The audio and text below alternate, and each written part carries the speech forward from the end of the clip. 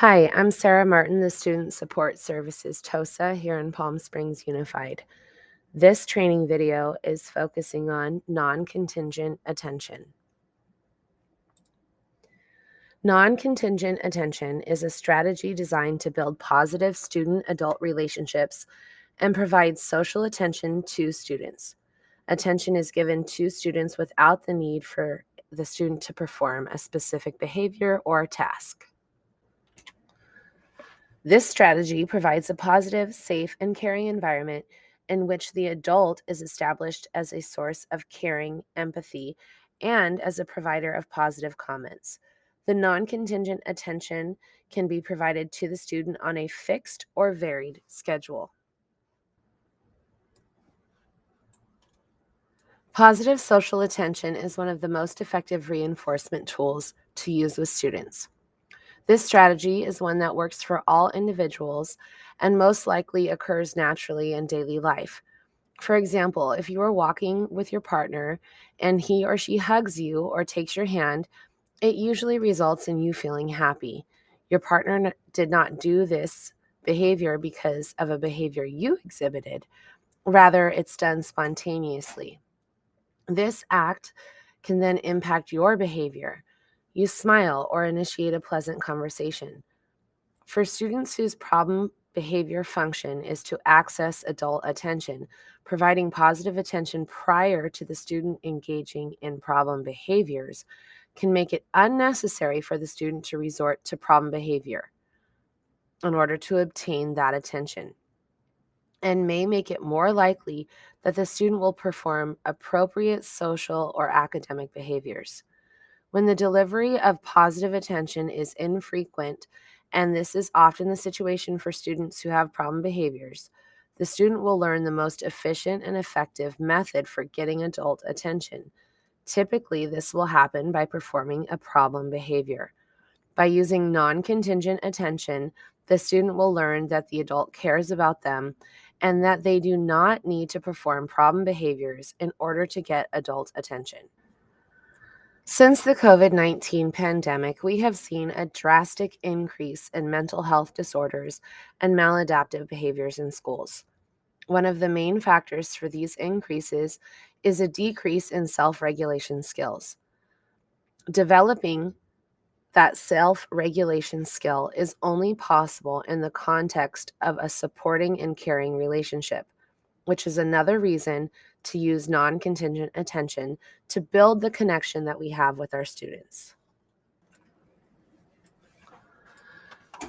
The neurobiology of connection is basically that relationships create neural connections between dopamine, endorphins, and oxytocin.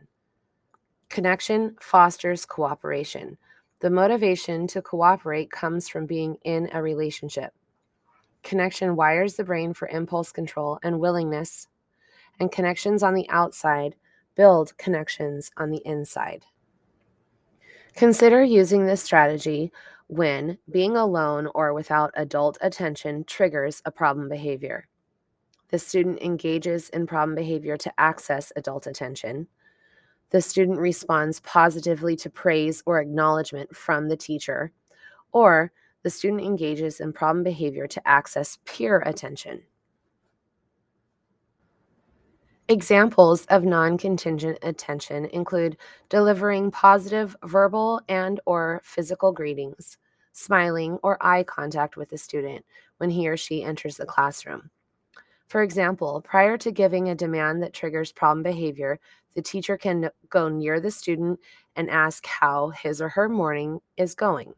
As the student responds, intermix open-ended questions, positive comments, and appropriate facial expressions and body posturing. Positively interacting with the student at fixed times is another example of non-contingent attention. We can also make positive or neutral comments while the student is working on a task. We can be physically near the student or engage in an activity with the student. Rather than asking questions in which the only response options are yes or no, or I don't know, we can ask questions that initiate and sustain a reciprocal conversation. We also want to focus on making more comments than demands when working with the student.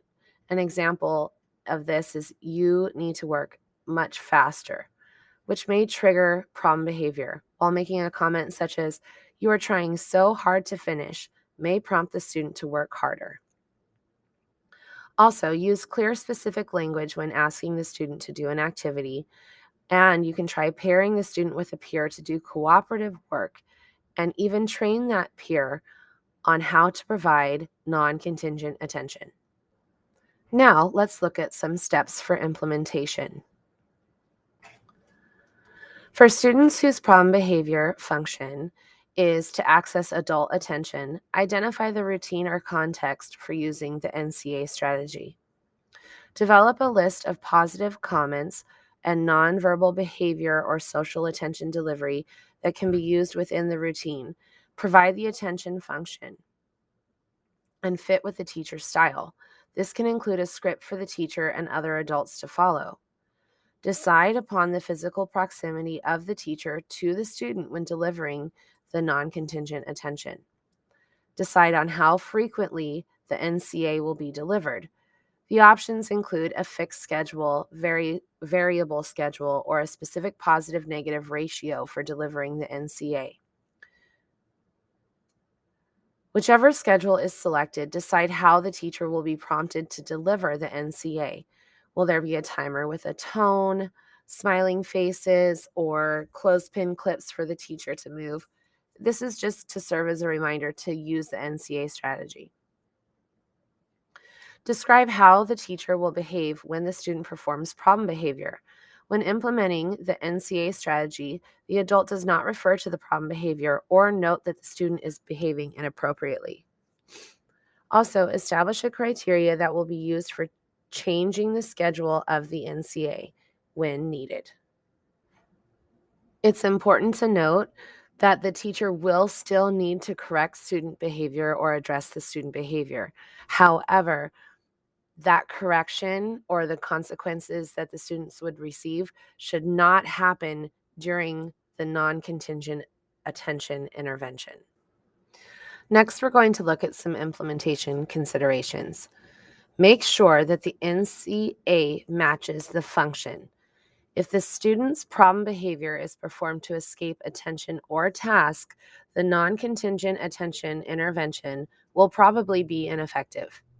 When designing the strategy steps, make sure that the non-contingent attention is occurring independent of the student performing a specific behavior.